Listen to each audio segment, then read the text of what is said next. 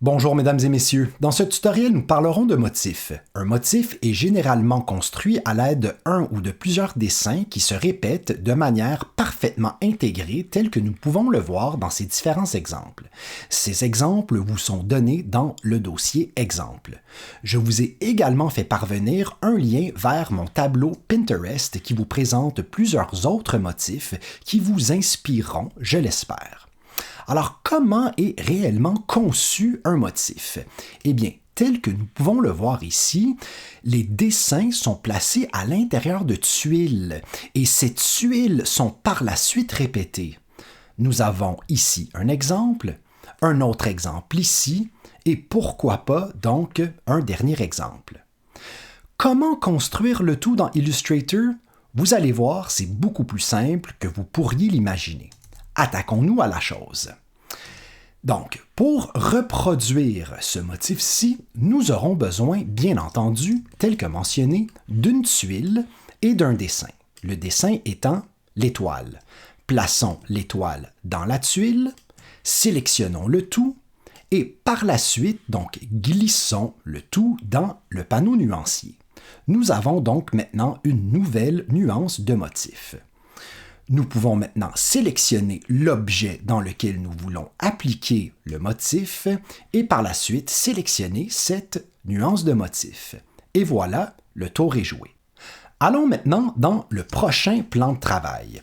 Nous allons devoir maintenant reproduire ce motif à l'aide du cercle et de la tuile bleue. Comme nous pouvons le voir ici, eh bien, le cercle est plutôt représenté en demi-cercle et les différentes rangées sont décalées. Bon, commençons par sélectionner le cercle et alignons son centre sur la partie de gauche de la tuile. Sélectionnons le tout et glissons encore une fois le tout dans le panneau nuancier. Maintenant, comme tantôt, nous allons sélectionner la forme dans laquelle nous voulons appliquer le motif et cette fois-ci sélectionner la bonne nuance de motif. Et voilà donc nous avons notre premier problème. Mais n'ayez crainte, c'est vraiment facile de modifier un motif. Tout ce qu'il s'agit de faire, c'est de double-cliquer sur la nuance de motif.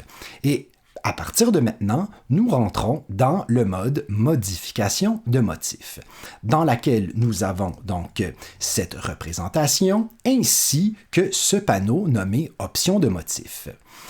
Plusieurs paramètres s'offrent à nous. Le premier est le bouton Outils mosaïque de motif.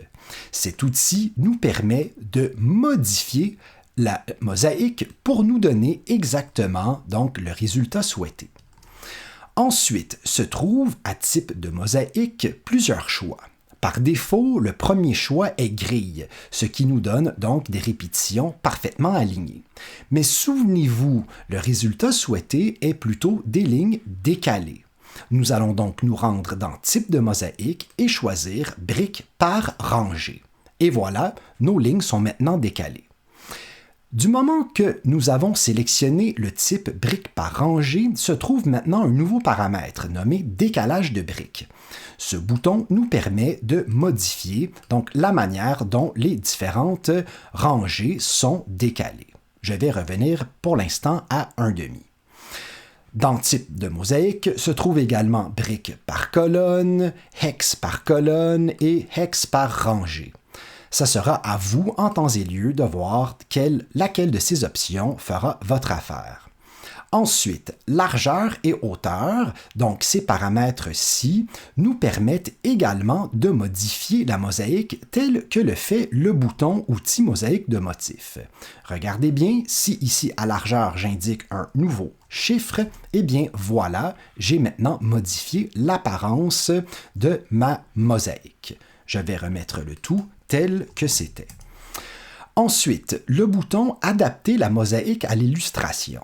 Si je clique sur ceci, eh bien voilà maintenant, comme nous pouvons voir, la mosaïque s'est adaptée au dessin en tant que tel. Nous obtenons donc maintenant ici un espace blanc puisque le cercle dépasse la tuile. Je vais donc maintenant décocher ceci et à l'aide du bouton mosaïque de motif, replacer le tout comme c'était. Finalement, le bouton Déplacer la mosaïque et l'illustration. si ceci est coché et que nous sélectionnons la tuile et le dessin, eh bien, regardez bien, donc, la mosaïque bouge en même temps que notre mosaïque, en fait, en même temps que notre tuile et notre dessin. Donc, je reprends le tout. Regardez bien, donc, ici, la mosaïque bouge en même temps que la tuile et le dessin. Si je décoche le tout, eh bien, regardez bien maintenant, la mosaïque reste en place tandis que la tuile et le dessin se déplacent. Il existe bien entendu plusieurs autres paramètres, mais pour l'instant, ils ne sont pas vraiment importants et nous allons poursuivre. Du moment que nous avons obtenu le résultat désiré, eh bien, nous pouvons confirmer que le tout est à notre goût si nous cliquons sur le bouton « Terminer ». Il est également possible de simplement double-cliquer sur le plan de travail. Et voilà, donc nous sommes maintenant revenus en mode aperçu. Il nous reste maintenant une dernière chose à faire. Vous pouvez le voir ici, le motif est beaucoup plus grand à l'intérieur de ce carré que dans celui-ci. Il existe donc plusieurs manières de modifier un motif dans une forme. La première manière consiste à employer le panneau « Transformation ». Dans le panneau Transformation, dans son menu en haut à droite, eh bien, il y a la possibilité de transformer seulement l'objet, donc c'est-à-dire le carré dans ce cas-ci, transformer seulement le motif ou tout transformer. Alors, par exemple, ici, si je sélectionne tout transformer et que je sélectionne maintenant l'objet avec le motif à l'intérieur, eh bien, on peut voir ici que si je modifie la hauteur donc, de mon objet, eh bien, voilà ici, le motif a suivi. Même chose si je déplace donc le tout, le motif et l'objet donc bougent en même temps. Ici, si je mets une autre valeur par rapport à l'angle, l'objet et le motif se sont déplacés en même temps. Et par rapport à la déformation, eh bien, c'est la même chose. Donc, si je veux simplement modifier le motif à l'intérieur de l'objet, je me rends dans le menu du panneau Transformation et cette fois-ci, je sélectionne Transformer le motif seulement. Et donc, maintenant, regardez bien, pour déplacer un motif dans un objet, si je vais dans X, eh bien, c'est seulement le motif qui se déplace. Même chose en Y. Et en ce qui concerne la largeur et la hauteur, eh bien, c'est la même chose. Je peux donc indiquer un chiffre comme par exemple ici 8 pouces, ou je peux indiquer par exemple 150%. Et voilà, maintenant, le tour est bel et bien joué. Si je vais dans rotation, eh bien, c'est seulement le motif qui a tourné, et si je vais dans déformation, eh bien, c'est seulement le motif qui sera déformé. Il existe une autre manière de modifier, en fait, de transformer l'allure d'un motif à l'intérieur d'un objet. Et c'est par le biais des outils. Regardez bien, pour déplacer un motif dans un objet, vous n'avez qu'à double-cliquer sur l'outil Sélection, donc l'outil flèche noire. Du moment que vous double-cliquez sur l'outil flèche noire, vous avez ici donc deux options. Transformation d'objet et transformation de motif. Si les deux boutons sont sélectionnés, eh bien entendu, l'objet et le motif bougeront en même temps. Si nous sélectionnons seulement transformation de motif, eh bien c'est seulement le motif qui bougera à l'intérieur de l'objet. Nous pouvons également le faire avec un angle. Donc ici, par exemple, si je décide de bouger le tout à 315 degrés, eh bien voilà, maintenant, je déplace mon motif dans mon objet selon un angle de 315 degrés. Il est d'ailleurs possible d'effectuer plusieurs autres choses avec plusieurs autres outils, comme par exemple l'outil R pour rotation. Donc, si je double-clique sur cet outil, je peux encore une fois donc seulement appliquer une rotation sur le motif si transformation de motif est cochée. L'outil O miroir, je peux donc faire maintenant miroiter mon motif tel que désiré si seulement transformation de motif est cochée. L'outil S, donc mise à l'échelle, si je double-clique sur celui-ci, Je peux donc mettre à l'échelle mon motif seulement si transformation de motif est bel et bien cochée. Alors, comme vous pouvez voir, il existe plusieurs moyens de déplacer, déformer, appliquer une rotation sur un motif seulement dans un objet, par le panneau Transformation ou par le biais des outils en tant que tels. Allons maintenant dans l'autre plan de travail. Nous allons maintenant, grâce à cette tuile et ces lignes, reconstruire ceci. Donc, je vais placer la tuile sous les lignes et maintenant, je vais sélectionner le tout et placer donc le tout dans le panneau nuancier encore une fois. Je vais sélectionner mon carré et appliquer donc la nouvelle nuance de motif à l'intérieur. Bon, alors ici, je pense que vous savez quoi faire. C'est fort simple. On vient de le faire avec le plan de travail précédent. Donc, on va tout simplement double-cliquer sur la nuance de motif et jouer avec le bouton mosaïque de motif pour pouvoir donc aligner parfaitement notre mosaïque à notre tuile. Et voilà, donc, le tour est joué, terminé. Par exemple, là ici, je ne sais pas si vous allez avoir le même problème que moi, mais moi, on peut le voir ici, j'ai maintenant un problème d'aperçu. J'ai comme des espèces de petites zones blanches qui apparaissent là, qui ne sont pas voulues. Alors, si jamais ceci se produit, regardez bien ce que je vous suggère de faire. Donc, commande Z, commande Z.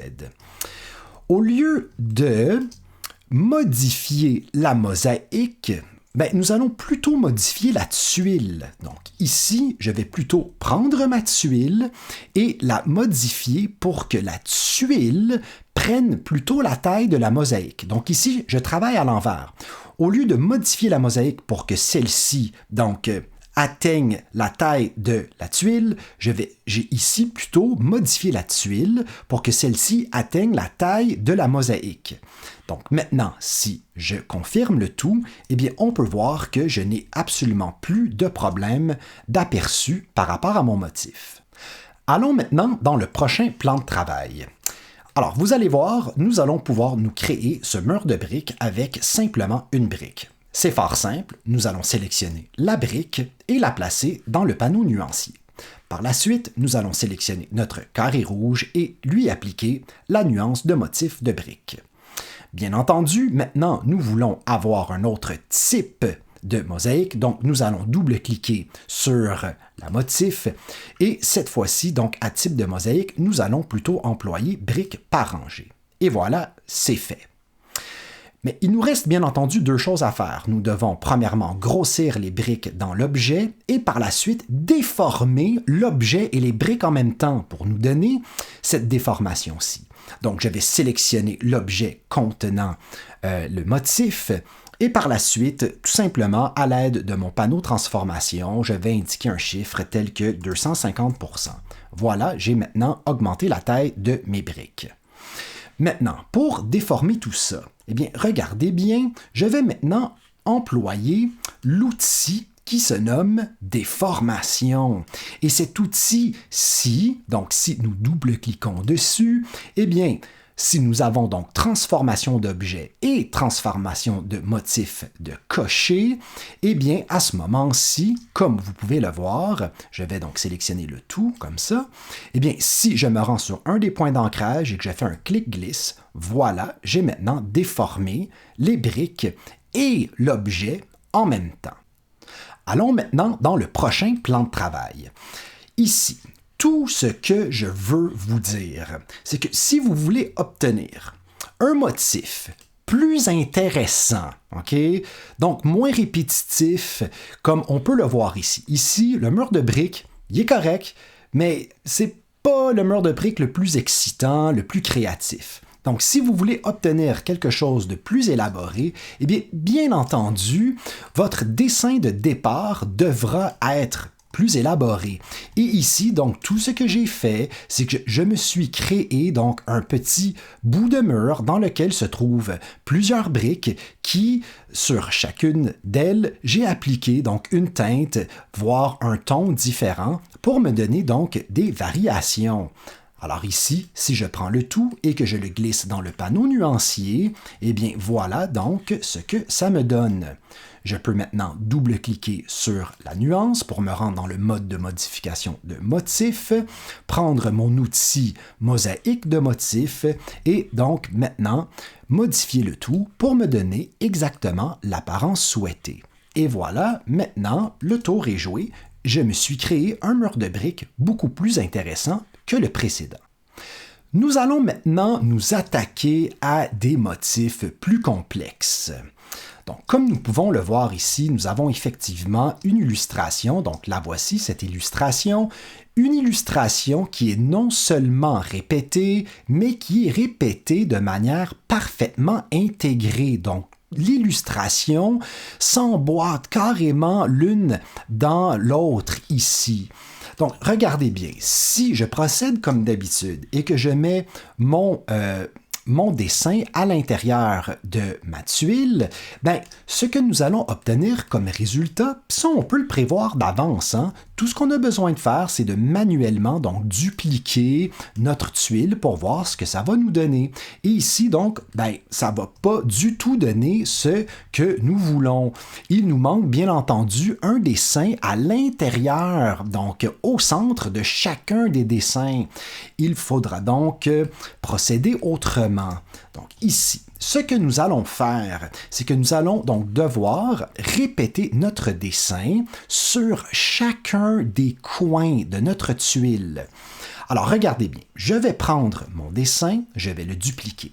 Maintenant, pour m'assurer de bien aligner ce dessin en son centre sur les différents coins, je vais en fait afficher le centre sur cette illustration.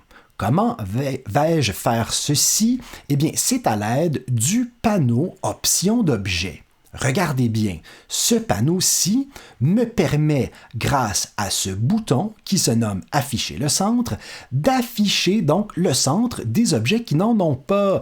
Et voyez ici donc les centres qui étaient absents sont maintenant présents. Bon, bien entendu, cette illustration comporte plusieurs objets. Nous voyons donc le centre de tous ces objets en même temps, mais bien entendu, donc, celui qui nous intéresse, c'est celui de l'objet au complet, donc ce centre-ci. Je vais donc prendre mon illustration par son centre et m'assurer donc de bien aligner son centre sur le coin de la tuile. Je vais prendre le tout encore une fois et glisser donc le tout ici sur les coins inférieurs de la tuile. Maintenant que ceci est fait, eh bien, si nous glissons le tout dans le panneau nuancier et que nous appliquons cette nuance dans notre carré, eh bien, tadam!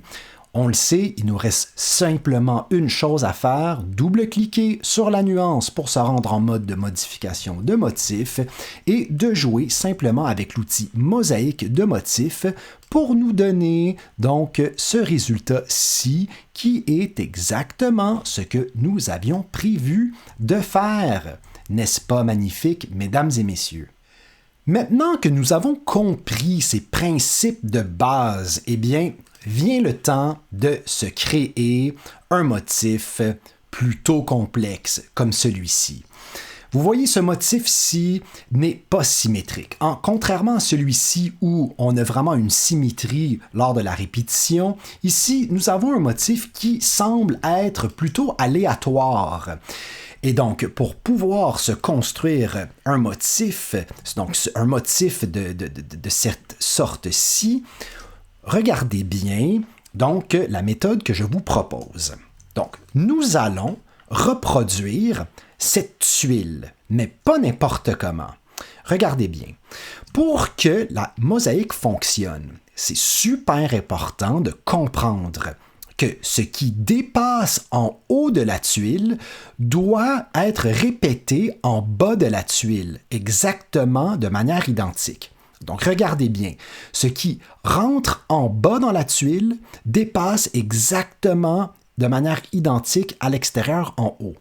ce qui, ici, donc, dépasse à gauche de la tuile, rentre à droite de la tuile, exactement pareil. Okay? Et ainsi de suite. Donc, regardez bien la méthode. Nous allons donc simplement, pour l'instant, mettre les objets à l'intérieur de la tuile, en haut de la tuile et à gauche de la tuile. Tout ce qui dépasse à droite et en bas, on va s'en charger en second lieu. Alors, regardez bien. Je vais prendre ceci, je vais le mettre à l'intérieur. Même chose avec cela. Puis, pour l'instant, je vais être mieux servi avec mon outil sélection directe progressive. OK, donc je poursuis. Je mets ce qu'il me faut ici. Et voilà. Donc, je ne vais pas être extrêmement précis là. En ce qui me concerne ici, je fais ça rapidement, question de qu'on comprenne donc le principe. OK, donc grosso modo, le tour est joué et je pense que maintenant nous pouvons bel et bien poursuivre. OK, donc maintenant que nous avons placé les objets à l'intérieur, en haut et à gauche, regardez bien la méthode. Nous allons sélectionner le tout et dupliquer la tuile et les dessins vers la droite et coller parfaitement la tuile de droite sur celle de gauche par le point d'ancrage. Ensuite, nous allons tout retirer, sauf ce qui dépasse à droite. Donc, maintenant, nous avons exactement dans la tuile ce qui dépasse à l'extérieur de la tuile. Même chose pour en bas. Nous allons prendre le tout, sélectionner, coller les deux tuiles parfaitement ensemble et cette fois-ci, retirer tout sauf ce qui dépasse en bas de la tuile. Nous avons maintenant un motif, en fait une tuile, qui sera parfait dans notre futur motif. Prenons le tout, sélectionnons donc ceci dans le panneau nuancier et appliquons le tout dans notre carré ici. Bam! Maintenant, si je double-clique sur, bien entendu, ma nouvelle nuance de motif et que je joue avec le bouton mosaïque de motif, je vais maintenant pouvoir obtenir exactement le résultat que j'avais prévu. Et voilà maintenant, n'est-ce pas magnifique, mesdames et messieurs? OK, donc la dernière chose à vous dire, c'est que Illustrator a des motifs que vous pouvez utiliser dans d'autres circonstances que dans votre projet numéro 1, bien entendu. Donc, si vous voulez, donc dans des projets personnels, eh bien, sachez que si vous allez dans Fenêtre, Bibliothèque de nuances, motifs, eh bien, il y a ici plusieurs motifs intéressant, comme par exemple ici décoratif. Je vais sélectionner ça ici par exemple et voilà, donc je peux ici sélectionner n'importe quoi et comme dans les motifs que nous créons nous-mêmes, nous pouvons double-cliquer sur la nouvelle nuance de motif pour la modifier par la suite comme nous le voulons.